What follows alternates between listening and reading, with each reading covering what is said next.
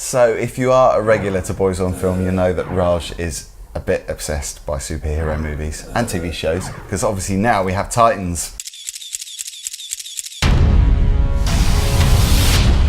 Very specifically, I must say this, I'm a DC Comics boy through and through. Right. So there's two major players. There's DC Comics and there's Marvel, and I'm definitely a DC You're the boy. DC side. Yes, and there's a big fan war. Is there really, though? Oh, yes. It's like, are they two very different beasts? no, they're all very similar, actually, because a lot of DC comic book characters and Marvel comic book characters are very similar.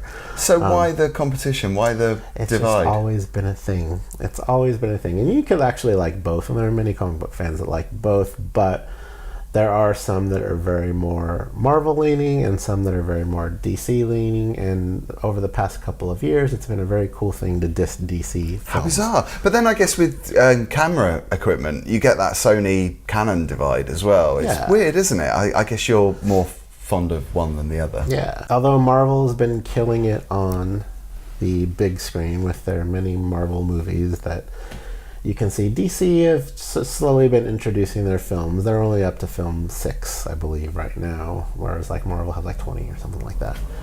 But where DC has always been killing it is on the small screen. So they've got quite a few really good TV shows called the Arrowverse, which consists of Arrow, Black Lightning, Supergirl, The Flash, Legends of Tomorrow, Constantine. So they've been really they've built out this whole TV universe. It's been going on for years, and these are all shows that I watch and that I love.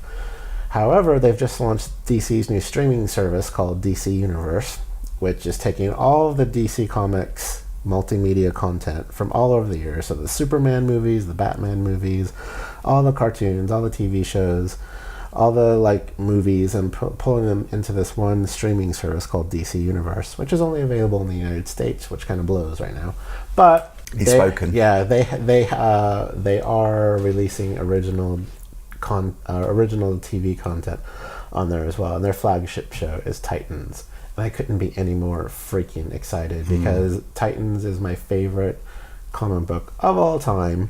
And I know this because I've seen your social media posts at Titans everywhere. Of all time. It's like me in Halloween, so I had to get that in. Yeah, exactly. Yeah. So for every review, I'm going to slip something Titans related in now. But this is like my 13-year-old self dream coming true. So Teen Titans have been very famously done in the cartoons. So most kids nowadays will know Teen Titans from the cartoons. For me, Teen Titans was always more of an adult-themed comic book, and to see them kind of whittle it down, kind of dumb it down a little bit for kids, kind of made me go, "Arr!" But the fact that they've turned this into a very TV for mature audiences television show now really has me so stoked. I mean, because it's on a streaming service, they can say things like shit and all this stuff, and it just makes it more real, That's what I wanted Sabrina to be like, to be honest, because I think Sabrina, I mean, we could review that on another video, but Sabrina is a bit too watered down for me. Is it? Because I heard all these rumours of it being horrific and scary, and it's not. I was very watered down. I was really concerned that they're going to turn Titans into Riverdale or that sort of very teen but dark version of what currently is out there. But Titans is very dark and gritty, and you don't have to know anything about DC Comics. There's only one thing you need to know about this. Yeah. So you know who Batman is. Right? Yeah. You know who Robin is, right? Yeah. Okay, so Robin is the leader of the Titans. This whole TV show is basically centered around Robin is sick and tired of Batman. Batman's turned him into something that he's not, like a killing machine, sort of like vigilante who's very violent. He recognizes that this is not who he wants to be, so this is him breaking away from Batman. That's great. So he's getting the limelight, because I always thought, Batman did overshadow Robin a little bit. And this is basically the premise of the show, is that Robin is stepping out into his own, and he's really scarred from what Batman has done to him, and he needs to find himself again. And he realizes that he's become a bit too violent and a bit too over-vigilante, and he basically meets this young girl named Raven, who is a very dark empath witch, and she's about 14, 13 years old in the series, and basically her father is Satan. I love that she's called Raven as well. So it's very. I think you will like this show, Phil, because you don't need to know anything about DC Comics other than it's Robin from Batman and Robin as the lead. And Batman, he's in the background in a few the flashback scenes, but you don't see like Batman. He's just kind of like a dark, shadowy figure. And Raven is basically she's this very powerful witch. She doesn't know what power lives inside of her. It's growing, and all these people are just trying to hunt her. She doesn't know why. Like, there's people out to frigging capture her and kill her, and they kill her mother, who's played by Sherilyn Fenn. Oh, yeah, see? There you go. There. I'm on it. Yeah. And so basically Raven is on the run, and, at one point she's getting captured, and she, manages to get away. She throws a brick at a cop car to get some attention, and it's Robin who's actually working for the police department in Detroit, and he interviews her, and she's like, "Oh, I've dreamed about you." So basically the series is kind of like everyone's trying to protect Raven because basically everyone is after her, and she meets all these people along the journey who eventually will become the Teen Titans. So you've got some other very classic characters in the series as well. Starfire. Starfire is amazing. Everyone was really concerned about her character in the beginning because she doesn't look like what she does in the comics. And she's dressed like a hooker. And everyone was like... in Starfire in the comics, she's a very voluptuous, very sexy alien from the planet Tamaran.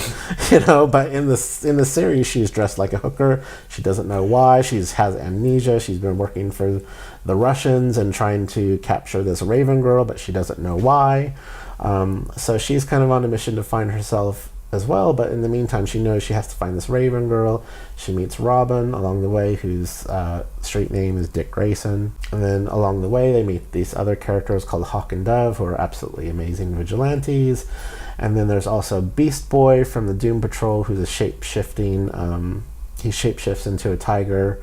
In the comics he can shapeshift to any sort of character that he wants. Would. Yeah. But this show is like, to me, when I explain all this stuff, it just sounds outer worldly. Yeah. And it's like, how in the hell can they do this in a TV show? But they do it so well. And what was really good about the comics in the 80s was it was all about the character development and the interpersonal relationships between the characters instead of the, fighting bad guys, Of course, there's always a plot where they're trying to, take down some evil organization, or they're, trying to stop Raven's father from coming out of the dimension of hell to take over the world. but we saw that with a lot of movies, though, didn't we? And I think it's a really modern thing as well, particularly over the last 20 years, I would say, particularly with the Batman series of movies. Yeah. We saw it gradually become not only darker, but also more about the person and also the characters that are involved in the stories. So it's good to see that they've done that. And obviously the producers know that they need to reach a bigger audience, that people like me that wouldn't necessarily know a lot about comic book heroes. Yeah. And all I can say is I'm 4 episodes in, and I'm just absolutely loving it. I'm watching each episode twice, sometimes 3 times. Like, for me, just as a massive fan who's always wanted to see live action Titans come to life, I couldn't be any more happier. Yeah, well, you sold it to me on Sherilyn Fenn alone, I have to say. But I mean, the rest of it sounds really intriguing too. I like darker TV series too, because I think, I mentioned with Sabrina, there's a tendency to water it down to reach that wider audience, especially teens. I think you will really love Raven's character because she's totally goth. Tick. Her mother is Sherilyn Fenn. Tick. Her father is a dimensional demon called Trigon who's trying to take over the Earth. Tick. Yeah. I'm going with it all. And she has all this power, and she, her demon comes out every once in a while, and she has she looks in the mirror and her demon self is always talking to her, saying, those people are going to die, you're going to get killed. Oh, it's like Carrie all over again, isn't it? She's having internal battles. She's a good person. She was raised to be a good person, but she has a darkness in her that wants to take over everything. And basically her father, his only way through Earth is if Rachel allows him to come to Earth, and she opens the portal for him. So it's all about her not letting this evil Trigon out of his dimension to basically turn the Earth into a living hell.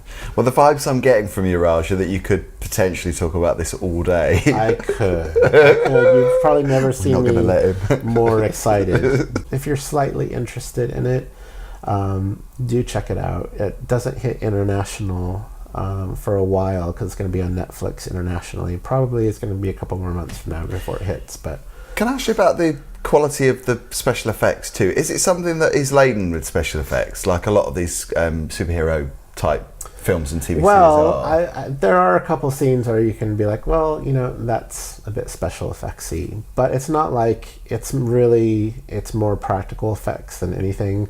There's one kind of scene where Robin jumps out of Wayne Manor and does a few acrobatic things. You'll be like, oh, that was kind of special effects. It's CGI. Yeah. I don't mind that. Didn't bother me. It was one scene. And there's a lot of like, don't you? There's a little bit of more, because it's very bloody, this.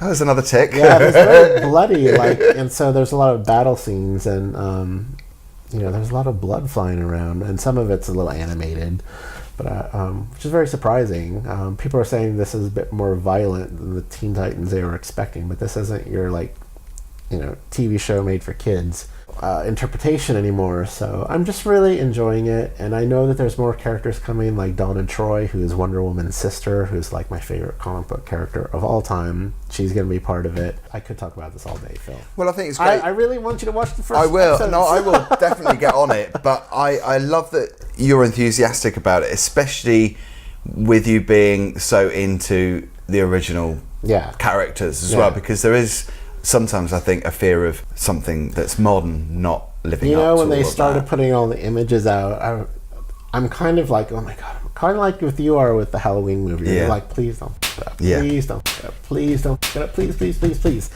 And then, so they released the first image of Robin, and I was like, that's a pretty cool Robin. Because there's not many interpretations of him. There was like, Batman and Robin, that old movie, Well, I felt like that with the new Halloween movie, because especially with the artwork, that poster, they got that mask bang on, in my opinion, because not only does it look weathered, because obviously it's 40 years later, there's always a way of me getting around it, but no, and it's the same. I'm glad that they did that, because it's bringing it forward, but it's not bringing it forward in a tacky way. It's respecting the original. And I'm so sensitive around anything DC, because the Marvel fans just love to tear our stuff apart, and to the point where I think it really ruined some of the DC movies of late, like Batman v Superman and Justice League. Got a lot of bad social publicity, that just really affected the box office, I think. So I'm very sensitive around all of this. And, they released the pictures of Hawk and Dove, and I was like, oh my god. First of all, Hawk and Dove have never been live action ever. I was like, oh my god, they're so comic book accurate. And they cast really good actors in them. And then at Comic-Con they released pictures of Raven, Starfire, and Beast Boy, and everyone was like, first of all, Starfire is an orange alien from the planet Tamaram, and they've made her a black woman who looks like a hooker, and everyone, and even me, I was like, they f***ed it up there. They really f***ed it up there. They really, not that the skin color or anything, because they're like, she's orange, she's not black, Not that bothers me. Do you think that was a deliberate thing, though, to really shake it all up, shake the foundations of it? Well, yeah, but everyone was like, just wait till you see the first episode. And then with the effects and what they do to her, it all makes sense, because she becomes orange and the bright green and the hair all they're like, oh, okay, I get it now. So they've obviously thought about that and made it a big part of it. And it just works. And actually everyone was hating on Anna Diop playing Starfire when it was announced, and the pictures of her looking like a hooker and everything. Now she's like the best thing in the show. She's like, oh my god, everyone just loves her. There we go. I love it. I'm definitely going to watch it on your recommendation. Yeah. And if I hate it, I'm never going to forgive you. You'll know about it. We're 4 episodes in, and they are building the universe up. So, they've introduced a lot of characters in 4 episodes, but it's really about all these characters finding their identity. and then actually becoming a superhero team later. So I'm just really jazzed for it. And do you know what? It's all about TV nowadays, isn't it? Yeah. Everything has to be a big TV show. And everything is. And the fourth episode was basically talking about this other TV show that DC Universe is doing called Doom Patrol, which is very X-Men-y. But Beast Boy grew up in Doom Patrol, so the Titans sort of like finding him in Doom Patrol and then bringing him into Titans, but it's sort of a backdoor pilot for their new TV show called Doom Patrol, which will come out next year as well. So, can we finish this video with a Titans pose from you? There's no pose. Is there no pose? There's no pose, no. Oh. No, sorry. I was trying to make fun of you, but it failed. Thank you for watching as always. We are back very soon. You did it! For the next video. Bye.